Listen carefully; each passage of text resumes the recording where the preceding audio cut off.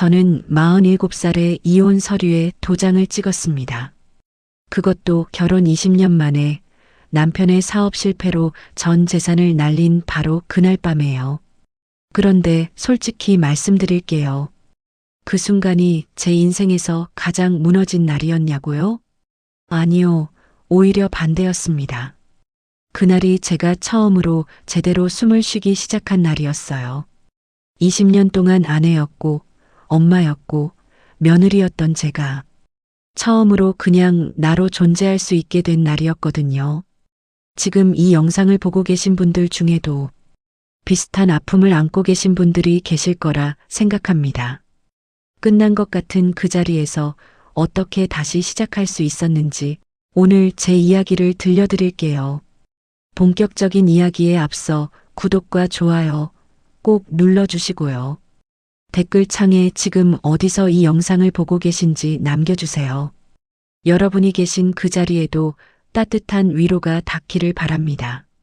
제 이름은 한수정입니다.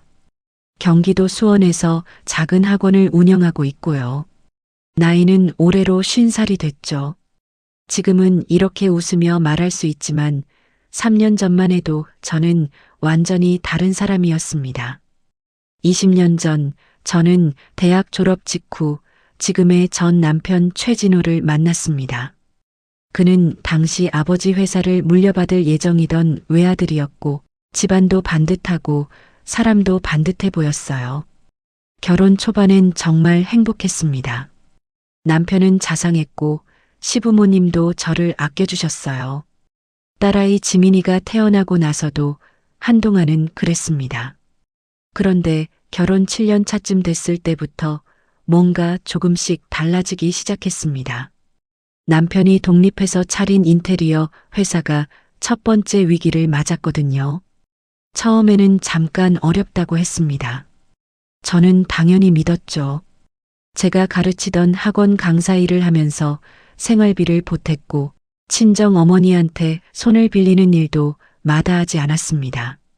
그렇게 어렵다는 말이 5년이 지나도 끝이 나질 않았습니다.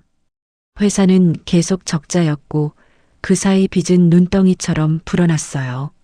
남편은 집에서 늘 예민했고 대화가 점점 줄었습니다. 저는 그게 다 제 탓인 줄 알았어요. 내가 더 잘 챙겼어야 했나? 내가 더 벌었어야 했나? 혼자 가슴을 치며 속으로 삭히는 날들이 계속됐습니다. 그러던 어느 날이었습니다. 아이 학교 행사를 다녀오고 집에 들어섰는데 남편이 거실 소파에 앉아 전화를 하고 있었어요. 목소리가 낮았고 제가 들어오는 걸 보더니 얼른 끊어버렸습니다. 이상하다는 생각이 스쳤지만 그날은 그냥 넘어갔어요. 며칠이 지나고 남편 양복 주머니에서 영수증 하나가 떨어졌습니다. 서울 강남의 한 고급 레스토랑 영수증이었는데 2인 코스 식사였습니다. 남편은 그날 출장이라고 했었어요. 그 순간 머릿속이 하얘지는 느낌이 들었습니다. 손이 떨렸어요. 하지만 저는 그 자리에서 뚜껑을 열지 않았습니다. 20년 주부 생활이 만들어 놓은 습관이랄까요?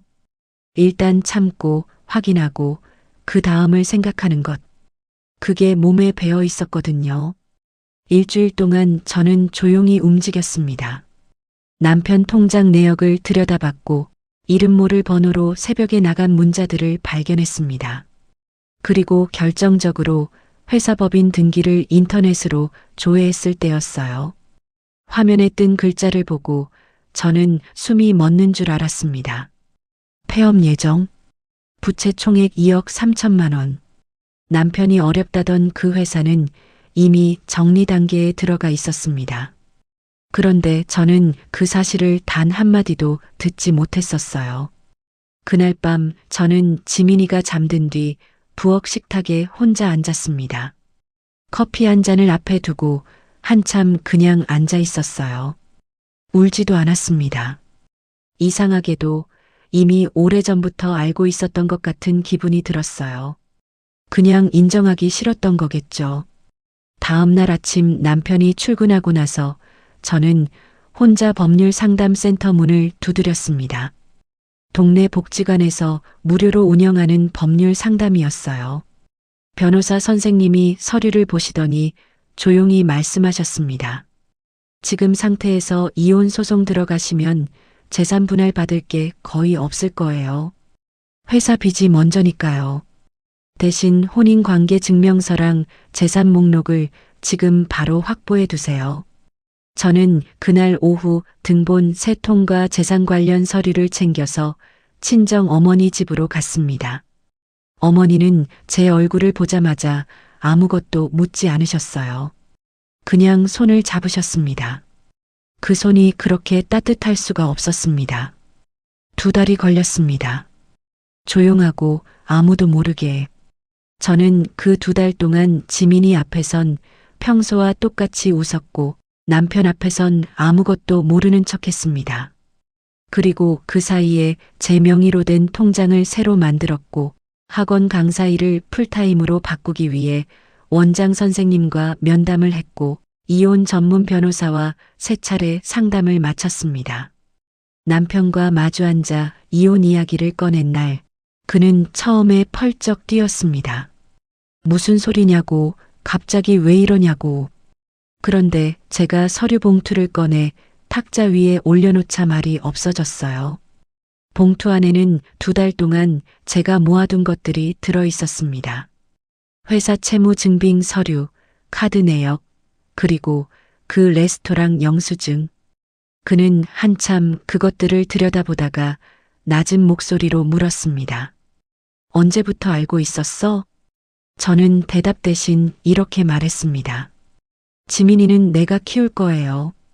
이혼이 확정된 날 저는 집에 돌아와서 지민이 방문을 살짝 열었습니다. 12살이던 아이는 이어폰을 끼고 뭔가를 보며 웃고 있었어요. 그 웃음을 보면서 그제야 눈물이 왈칵 났습니다. 무서운 게 아니라 안도감 때문이었어요. 이 웃음을 지켜야 한다는 생각이 그 어떤 다짐보다 선명했습니다. 그로부터 한 달 뒤 저는 학원 근처 빌라 반지하 방으로 이사했습니다. 보증금 500만 원, 월세 35만 원이었어요. 창이 작아서 낮에도 조금 어두웠고 세탁기를 놓을 공간이 없어서 빨래는 손으로 해야 했습니다. 하지만 그 공간에서 처음으로 제가 원하는 대로 물건을 놓았고 제가 먹고 싶은 걸 먹었고 아무도 눈치 보지 않고 잠들 수 있었습니다. 학원 일은 쉽지 않았습니다. 강사에서 다시 시작하는 거라 월급이 많지 않았고 지민이 학원비에 생활비를 맞추다 보면 한 달에 몇만 원도 안 남는 달이 있었어요. 어떤 날은 편의점 삼각김밥으로 저녁을 때우면서 이게 맞는 선택이었을까 하는 생각이 슬그머니 올라오기도 했습니다. 그런데 그 무렵이었어요. 학원에서 수업을 마치고 나오는데 한 학부모분이 저를 붙잡았습니다. 선생님, 저희 아이가 선생님 수업 들으면서 처음으로 영어 재밌다고 했어요. 뭔가 다르게 가르쳐 주시는 것 같아서요. 혹시 소그룹 과외는 안 하시나요? 그 한마디가 뭔가를 건드렸습니다. 그날 밤 저는 반지하 방 작은 책상 앞에 앉아서 노트에 뭔가를 끄적이기 시작했어요. 내가 잘하는 게 뭐지? 내가 20년 동안 쌓아온 게 뭐지? 영어 강사로 15년 아이들 가르치는 일은 진짜 좋아했습니다. 눈치도 빠르고 사람들이 뭘 필요로 하는지 감이 왔어요. 그리고 20년 살림을 하면서 생긴 꼼꼼함, 끈기. 그것도 빠질 수 없는 제 자산이었죠. 그렇게 주말 소그룹 과외가 시작됐습니다. 처음엔 3명이었어요. 학부모 입소문이 나면서 6명이 됐고 반년 뒤엔 12명이 됐습니다. 주말 과외 수입이 월급을 넘어서던 날 저는 지민이한테 전화를 했습니다. 엄마 오늘 치킨 사줄게.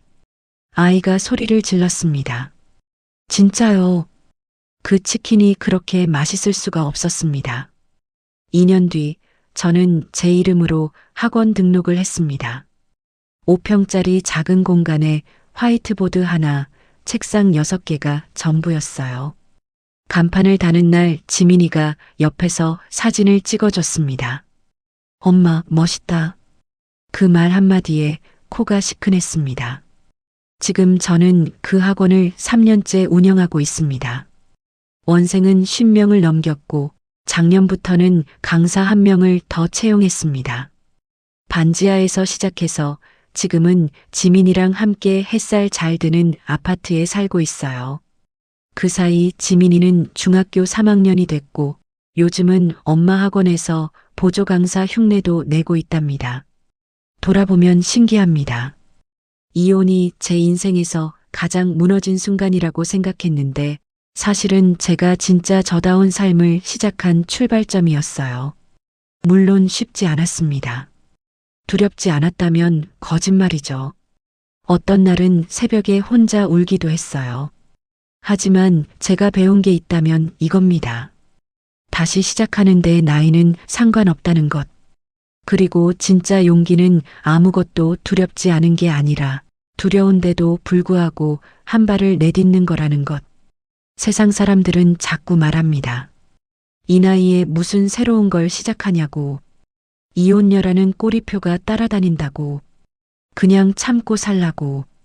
그 말들이 다 저를 위한 말처럼 들리지만 사실은 제가 움직이지 않기를 바라는 말들입니다. 하지만 인생에서 너무 늦어서 소용없는 도전이란 없습니다. 40대든 50대든 심지어 60대든 지금 이 순간이 남은 내 인생에서 가장 젊은 날입니다. 제가 증거입니다. 혹시 지금 이 영상을 보시면서 나도 비슷한 상황인데 하고 마음이 움직이신 분 있으신가요? 댓글창에 지금 여러분의 이야기를 남겨주세요. 당신이 혼자가 아니라는 것 꼭 알아주셨으면 합니다. 이 채널에서 앞으로도 40대, 50대 여러분의 두 번째 인생 이야기를 계속 들려드릴게요. 구독과 알림 설정 꼭 눌러주시고요. 다음 영상에서 또 만나요.